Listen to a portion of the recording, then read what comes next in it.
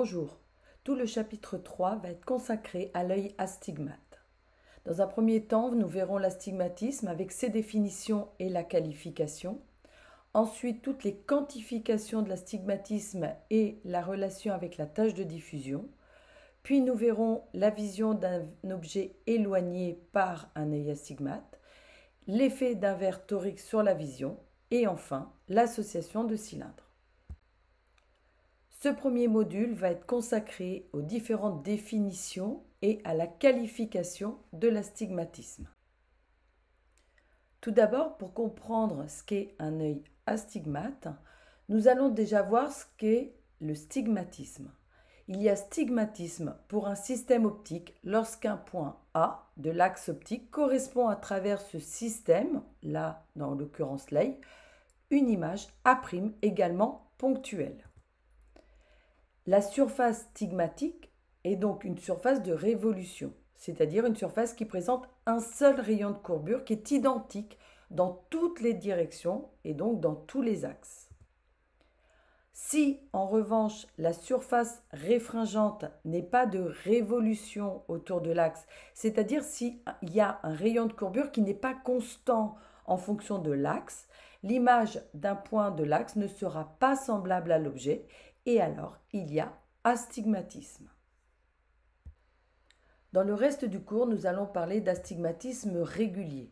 Le plus souvent, cette surface astigmate, dite alors régulière, va présenter deux positions uniques et orthogonales pour lesquelles nous allons avoir deux rayons de courbure, le rayon dans l'angle alpha et le rayon dans l'angle alpha plus 90 degrés, qui vont être respectueusement maximales et minimales.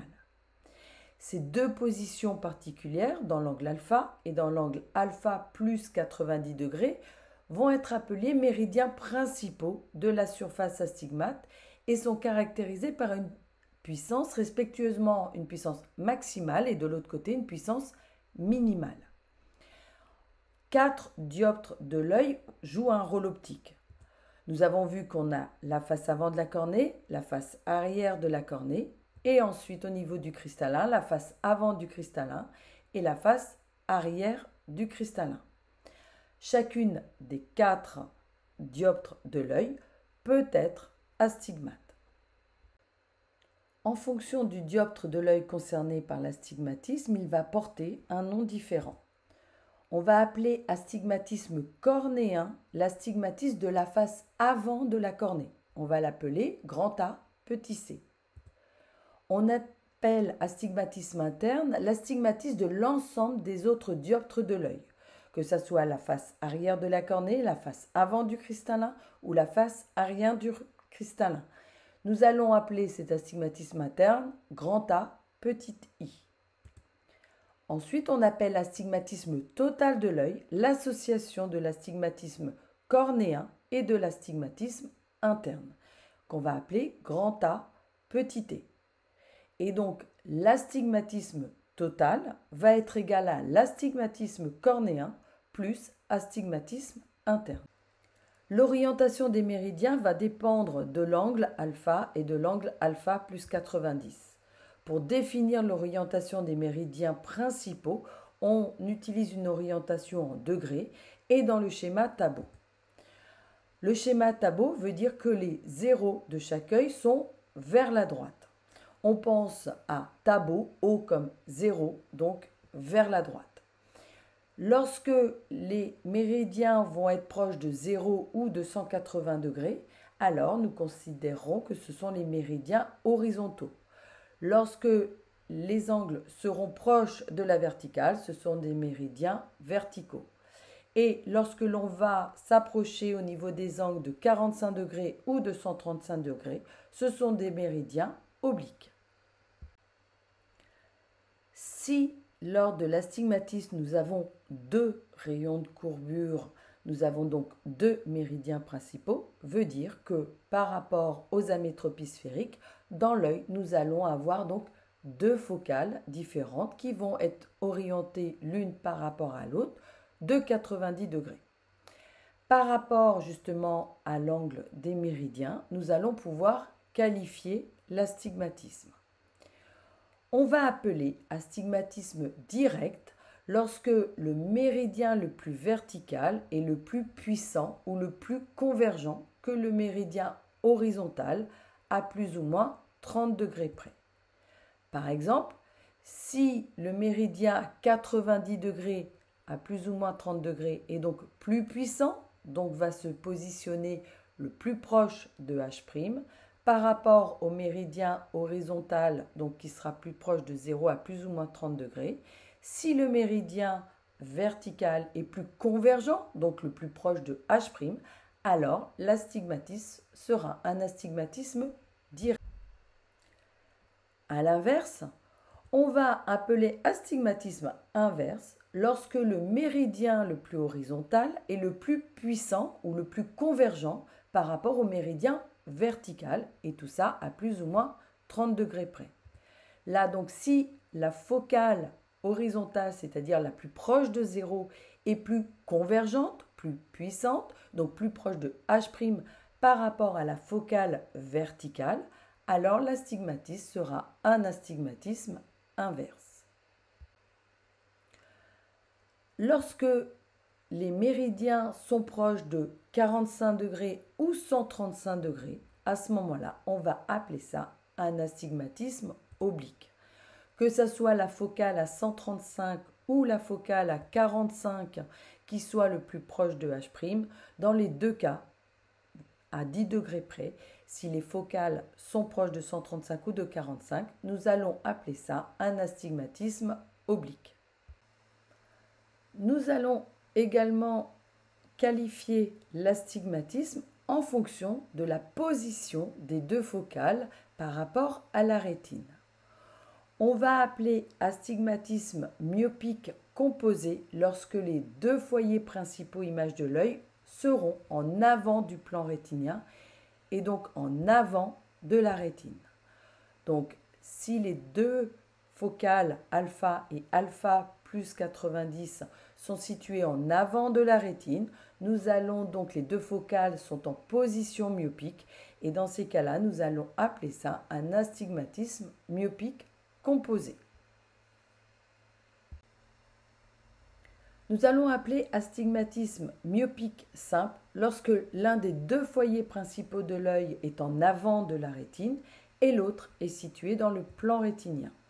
Ici, le foyer F' alpha est bien situé en avant de la rétine, donc il est bien myopique, et l'autre va se situer sur la rétine, c'est-à-dire qu'il aura une puissance plan.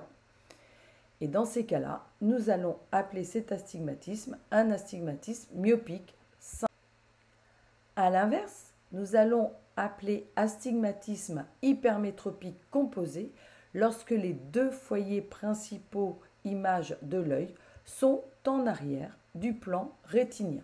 Là, nous voyons bien que le foyer alpha et le foyer alpha plus 90 sont tous les deux situés en arrière de la rétine, donc ont une puissance hypermétropique. Et donc dans ces cas-là, nous allons appeler cet astigmatisme un astigmatisme hypermétropique composé. De nouveau, nous allons appeler un astigmatisme hypermétropique simple lorsque l'un des deux foyers principaux de l'œil est en arrière de la rétine et l'autre est situé dans le plan rétinien. Là, le foyer F' alpha plus 90 est bien situé en arrière de la rétine, donc à une puissance hypermétropique. Or, le foyer alpha va se situer dans le plan rétinien et donc aura une puissance plan égale à 0. Nous allons parler d'astigmatisme mixte lorsque les deux foyers principaux de l'œil sont situés de part et d'autre du plan rétinien. C'est-à-dire lorsque nous avons une focale qui s'est située en avant de la rétine, donc avec une puissance myopique, et l'autre focale va se situer en arrière de la rétine, donc avec une puissance hypermétropique. Lorsque nous allons qualifier un astigmatisme, nous allons donc associer le fait qu'il soit direct, inverse, oblique au fait qu'il soit composé, simple ou mixte. Prenons un exemple. Ici, nous avons donc une réfraction axiale à 85 degrés qui est égale à -3 et une réfraction axiale dans l'angle alpha plus 90, donc 85 degrés plus 90 degrés, donc à 175 degrés, qui est égal à moins une 50 dioptries. La focale de moins 3 va donc se situer en avant de la rétine, puisque dans ces cas-là, dans ce méridien-là, l'œil est myope. Il va correspondre à une distance donc correspondant à la puissance moins 3. Et la focale à 175 va donc se situer elle aussi en avant de la rétine, mais un peu plus proche de la rétine, puisque la puissance de myopie correspond à moins une 50. Le fait que la focale verticale soit donc plus convergente, donc plus proche de H' que la focale horizontale, nous allons donc pouvoir en déduire que l'astigmatisme est direct.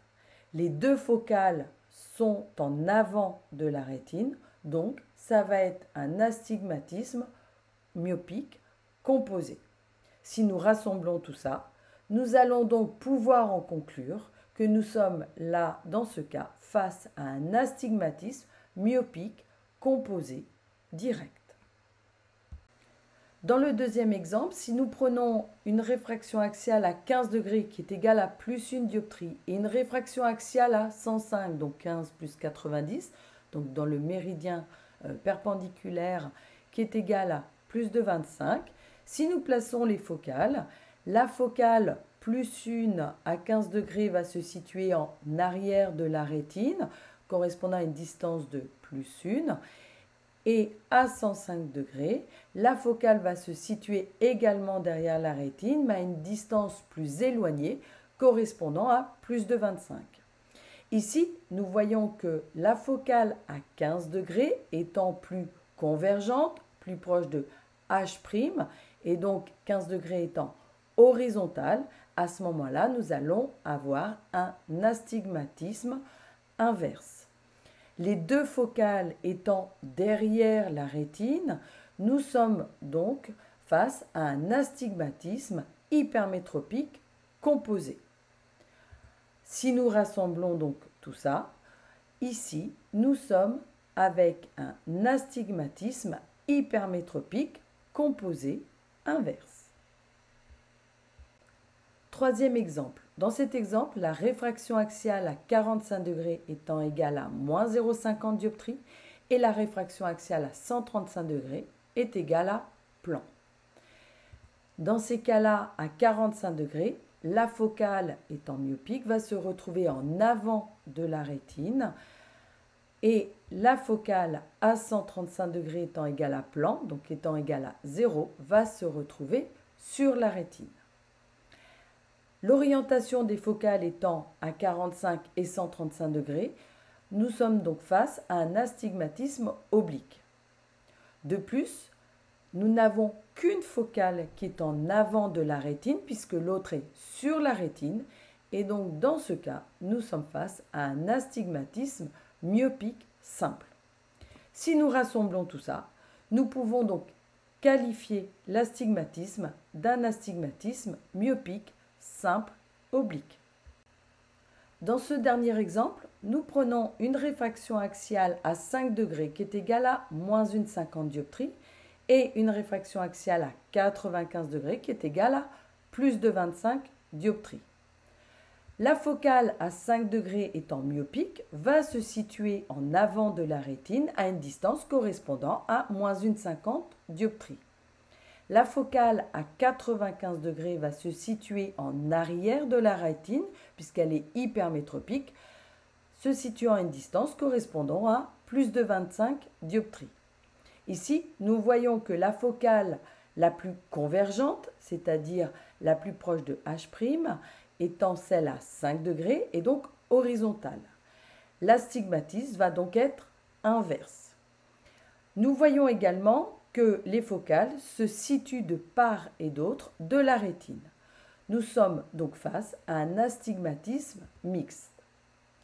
Si nous rassemblons tout ça, nous sommes là en face d'un astigmatisme mixte inverse.